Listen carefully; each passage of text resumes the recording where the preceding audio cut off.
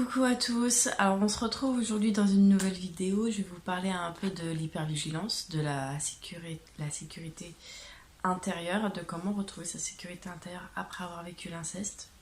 Ce que je vais faire aussi maintenant dans mes vidéos comme ça, face cam où je vous parle comme ça, je vais vous tirer à chaque fois une petite carte pour voir quelle pierre vous pouvez porter sur vous, quelle pierre est associée à votre message du jour tout simplement. Si vous me regardez aujourd'hui, on est quoi? On est le 27 je crois, 28, bref 27 ou 28 mars. Voilà, donc ça sera votre message du jour. Avant de commencer la vidéo, je vais vous tirer votre carte pour vous dire quelle pierre vous pouvez porter sur vous. Et justement, si vous voulez, je suis sur Etsy, j'ai une boutique Etsy. De toute façon, si tout est affiché sur ma page d'accueil sur YouTube.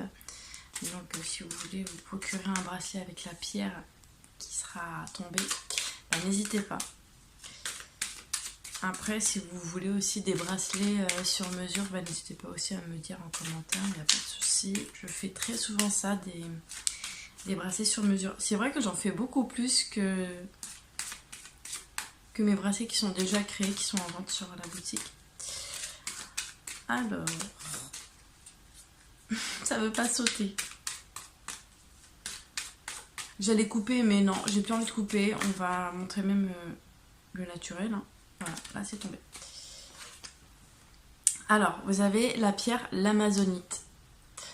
Alors, le message de la carte. Accepter notre passé émotionnel est la clé pour retrouver notre liberté actuelle. Voilà. Je vous relis le message. Accepter notre passé émotionnel est la clé pour retrouver notre liberté actuelle. Donc là, on vous parle vraiment d'ouverture. Donc si vous voulez être plus ouvert sur le monde, portez une amazonite. Voilà. Et comme ça, l'amazonite.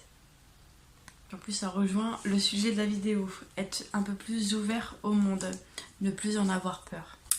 Alors je vais vous donner quelques outils pour retrouver votre sécurité intérieure et au-delà de ça, aller vers quasi plus du tout d'hypervigilance, être beaucoup plus détendu, être moins sur le qui-vive. Je dis ça parce que moi-même ayant vécu l'inceste, j'étais comme ça auparavant et je le suis plus du tout, grâce justement à ces outils. Donc voilà, si je baisse les yeux, c'est parce que j'ai pris des notes pour rien oublier, parce que oui, ça m'arrive d'oublier. Voilà. Alors déjà pour commencer, ça c'est un truc que je donne souvent lors de mon programme Réveille le Phénix. C'est le matin, très souvent le matin on prend notre téléphone et puis là on est là en train de checker le téléphone, avoir les notifs, qui nous a appelé, qui nous a mis des likes, des commentaires sur les réseaux. On fait tout ça. Et là ça serait d'aller checker vos émotions, d'aller voir dès que vous ouvrez les yeux. Ça devrait être le premier réflexe, vous dire mais là, mais comment je me sens? D'aller vous parler à vous-même, hein. Vous parler à vous-même et vous dire mais là je me sens comment? Comment je me sens là avec mes émotions? Déjà de prendre la température de vos émotions du jour, ça va vous aider déjà à vous connaître aussi, à vous comprendre, à savoir pourquoi vous êtes dans cette émotion, qu'elle soit négative ou positive, hein. Et le fait de faire souvent ça, vous allez vous dire, mais vous allez peut-être pas avoir le rapport avec la sécurité intérieure, mais c'est une habitude à prendre tous les jours. Vous le faites régulièrement, et ça je le vois moi avec les personnes que j'accompagne, elles l'ont fait pendant 30 jours, un mois entier, et elles se sentent vraiment plus légères et elles se connaissent beaucoup plus. Voilà, et puis j'en suis la preuve, je l'ai fait sur moi et je me connais de plus en plus. Donc voilà, donc le truc c'est vraiment d'aller checker vos émotions le matin, de voir comment vous êtes, dans quel mood vous êtes, pour déjà mieux vous connaître. Voilà. Parce que, pourquoi je parle de ça? Parce que après quand vous allez faire votre journée, vous allez vivre votre journée, hein, du matin au soir, et vous allez rencontrer des gens. Forcément, hein, même si vous êtes, je sais pas, bon moi si vous êtes auto-entrepreneur comme moi, vous voyez pas beaucoup de monde, enfin, que votre cercle social il est limité, et il y a quand même, vous rencontrez quand même quelqu'un, il y a toujours des gens qu'on rencontre dans la journée, Et ces gens-là, bah voilà, comme vous, ils ont des émotions. Donc ils peuvent être dans des émotions négatives comme positives. Et là, vous pourrez voir, vous, comment vous vous sentez, comment vous vous positionnez. Est-ce que vous allez garder votre émotion ou prendre l'émotion de l'autre? Voilà. Il y a aussi ce truc-là. C'est comme ça que vous allez apprendre à vous connaître, c'est de voir si vous vous réveillez le matin en étant en joie, de bonne humeur, et que d'un coup vous allez rencontrer quelqu'un qui vous regarde avec un regard noir, quelqu'un qui est énervé. Est-ce que vous allez être absorbé? Est-ce que vous allez vous dire, ah bah oui, mais il faut que je sois comme elle alors, parce que la personne elle est comme ça. Là, ça demande vraiment à aller vous connaître émotionnellement. Déjà pour retrouver une sécurité intérieure, de vous connaître. Ensuite, le deuxième outil, ça serait de porter des parfums sur vous. Mais des parfums qui vous mettent bien en fait, qui vous font ressentir des choses positives à l'intérieur de vous, qui vont vous donner du réconfort. Moi par exemple, je sais que j'adore l'odeur de la cannelle, j'adore cette odeur. J'adore aussi l'odeur de la fleur d'oranger.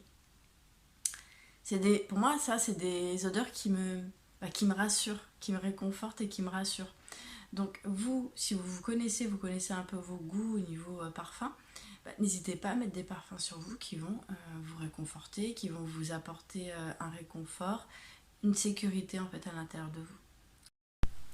Ensuite, un autre exercice que je donne, et ça c'est très souvent à la fin de mes séances en maïeusthésie, parce que il y a de la maïeusthésie mais pas que, j'adore en fait donner à la fin toujours des petits exercices, des petites routines à installer.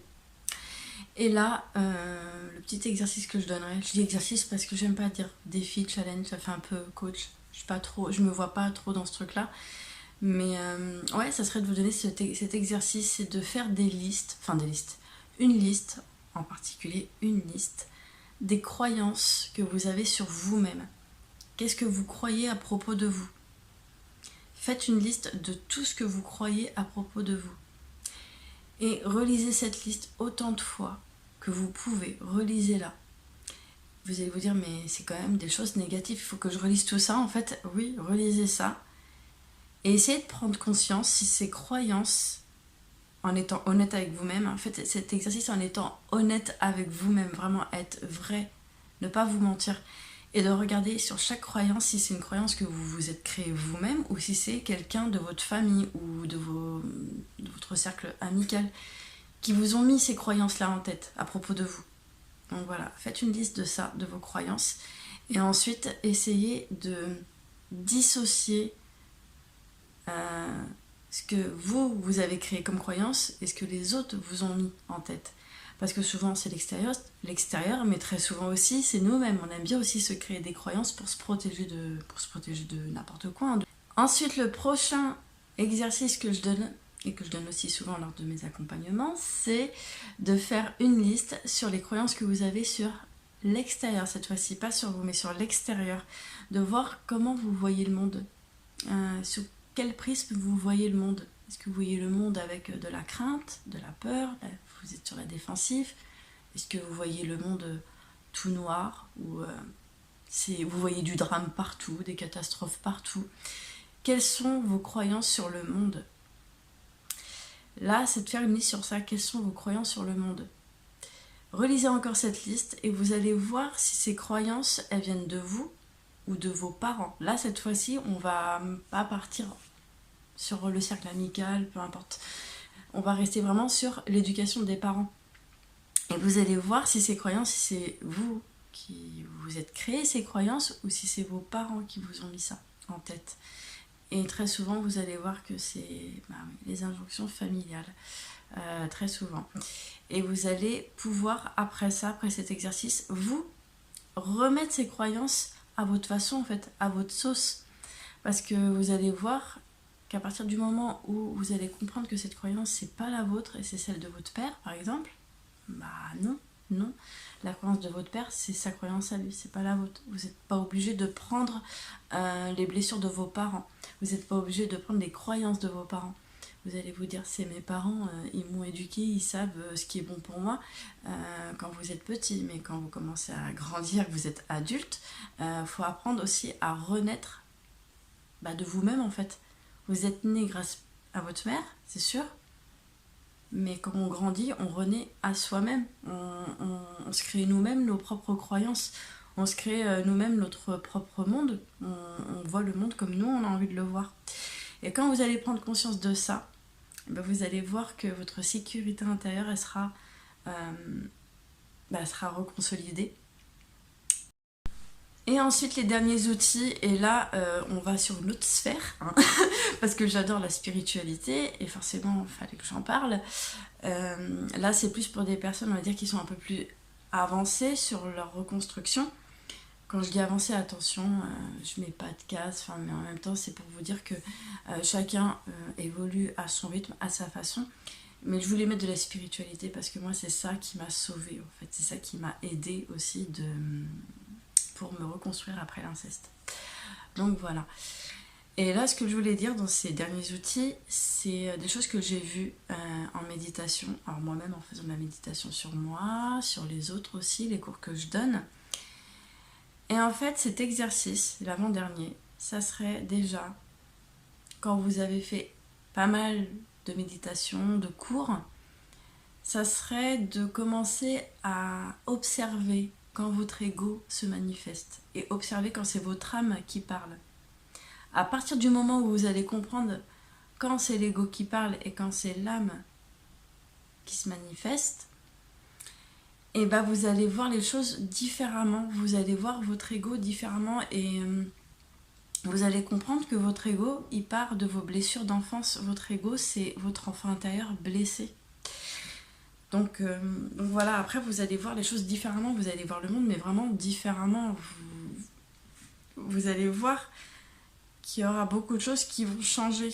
Et vous allez vous dire, mais telle personne que je connais, elle est plus comme avant. Ou mon père, ou ma mère, ou peu importe, mon frère, ma soeur, ou même mon chéri, ils sont différents, je les trouve différents. Bah c'est normal en fait.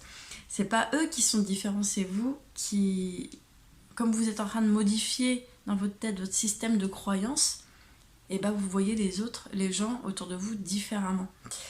Donc voilà, ça c'est un truc que je voulais appuyer parce que j'ai beaucoup de retours comme ça, et voilà. Donc tout est normal, et le fait de voir ça, de voir votre ego et l'âme qui parle, d'arriver vraiment à faire la part des choses entre les deux, et bah ça va vous aider à être beaucoup plus en sécurité avec vous-même, plus détendu.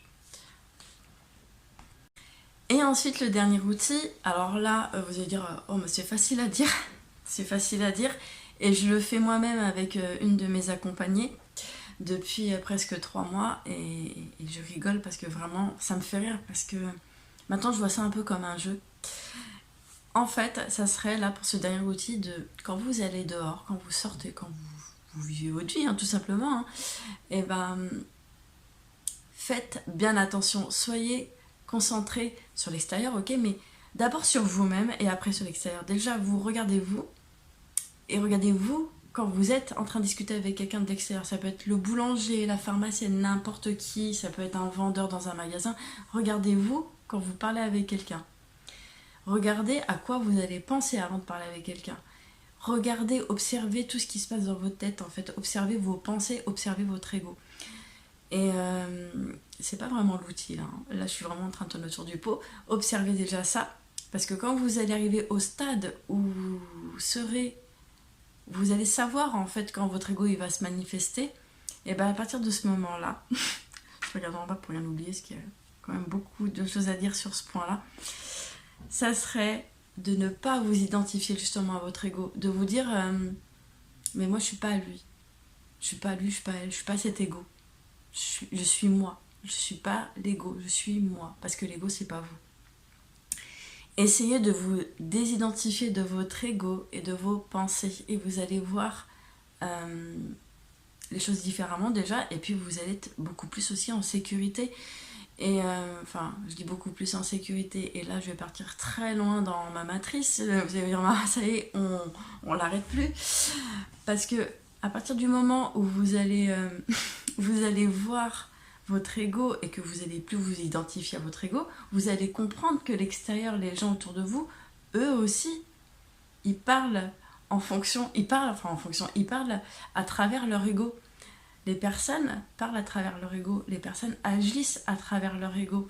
Donc quand vous allez comprendre ça, que vous allez voir les gens qui réagissent à travers leur ego, mais vous allez être beaucoup plus heureux dans votre vie, vous allez lâcher énormément de bagages, énormément de poids, et vous allez être plus heureux, et vous allez vous sentir en même temps en sécurité, et en même temps vous allez même plus penser à la sécurité intérieure, parce que là vous allez comprendre quelque chose, c'est que en vrai, attention, je vais dire un truc qui est complètement contradictoire de ce que j'ai dit sur les autres points, en vrai, on est tous en insécurité.